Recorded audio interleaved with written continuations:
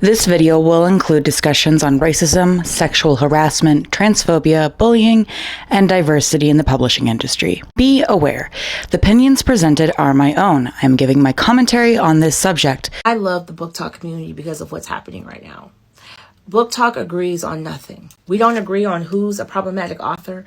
We don't agree on what makes a fantasy, what makes a romantasy. We don't agree on what's the greatest book of all time. We don't agree on what deserves a 5-star and what deserves a 2-star. We don't agree of whether or not we should tag authors in negative reviews or should we just always give them praise and tap dance. We don't agree on anything. But one thing collectively, all together, no matter if you're on Black Book Talk, Thriller Book Talk, Horror Book Talk, White Book Talk, it don't matter. I've seen this collectively. Nobody likes wig. So I'm trying to understand who her target audience is. I'm searching high and low. Can I just say the fact that the past few days I've seen a hashtag booktok be in an uproar about two words that hasn't come out of my mouth in the past 2 years. The fact that people are like, she's calling herself.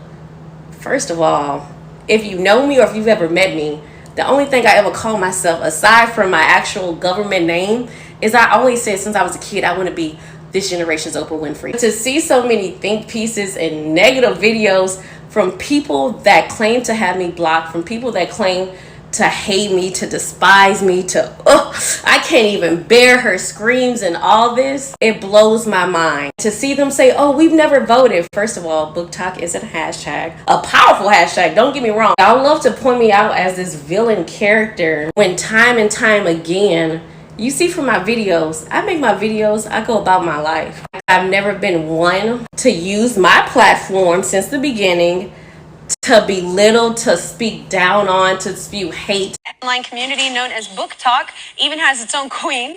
Meet Kara Lewis. Just look at her reaction to the third Harry Potter book. Maybe delusional, but I genuinely don't see what type of plot twist that could happen in these last 100 pages. You telling me a rat? And this has been a journey. Why the fuck you lying? Why you always lying? Ever since the scandal with Kara Lewis and the Krakens broke out last year, which to me is crazy, it feels like it was much longer ago than just a year, I have been very interested to follow what is going on with this person and what they're going to do next on the internet. But that being said, I never expected to make a video on Kira. I didn't honestly think it was my place to make a video on a problematic book talker who mostly reads romance and sexualizes people's husbands on the internet and then sends droves of hatred towards said person, and also still platforms a TERF and refuses to read Black authors or support any marginalized voices because she wants to enjoy what she reads. Here's the thing, I didn't know who Kara Lewis was until the Kraken situation, so I was introduced to her by several people coming up and claiming to defend her over the situation with the Krakens, where she was basically saying she wanted to have a certain player and the rest of the team use all 3 of her holes. And when that player's wife had issues with the way people were talking about her husband, Kira did not take it well. And the people that were in her comments supporting her were harassing not only the team and the wife, but the Krakens then dropped the sponsorships. Not necessarily probably because of the things that Kira was saying, because they'd already supported her, lack of a better word, antics, but probably instead because of the fact that she was screaming and crying on the internet because of the fact that she had been called out for behavior that isn't okay, regardless of what your gender is. I recall fully grown adults claiming to defend the queen of book talk, but on the flip side, there was a lot of us that were like, who are you? When did we vote?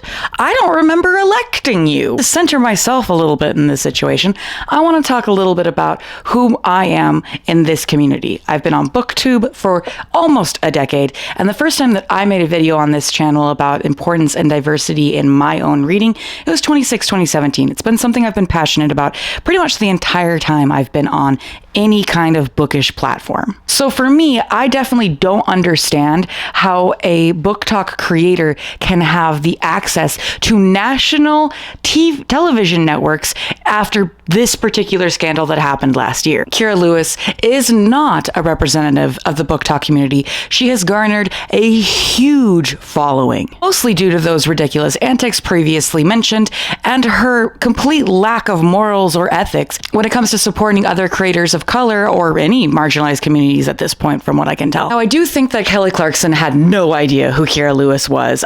You can almost tell in the video that Kelly didn't have any idea what was going on. She was reading from a teleprompter, and I do think that Kira is using the BookTok hashtag, as she refers to it, as a way to co-opt this community to further herself as a creator, not because she's an actual member of BookTok. Quite honestly, a little embarrassing to watch someone be so removed from what she says she wants to be, i.e. her generation's Oprah Winfrey, and then perform in a way that I can only describe as modern day minstrelsy. The thing about this is that Kira lost out sponsorship deals because of the Kraken debacle. And over the course of this year, she's also been called out by accepting a nomination from this organization, AAMBC, as an activist, despite the fact that her platform is almost anti-activism, to be frank. Despite all of that and the bad press that she has received over the course of the last year, Kira has gone up nearly 500,000 followers since the issues that happened over the course of this past year. So something's working for her. From the very little research I did into trying to figure out who has the most followers on BookTok, which was a nightmare in and of itself, Kira might be the most followed English-speaking BookToker currently.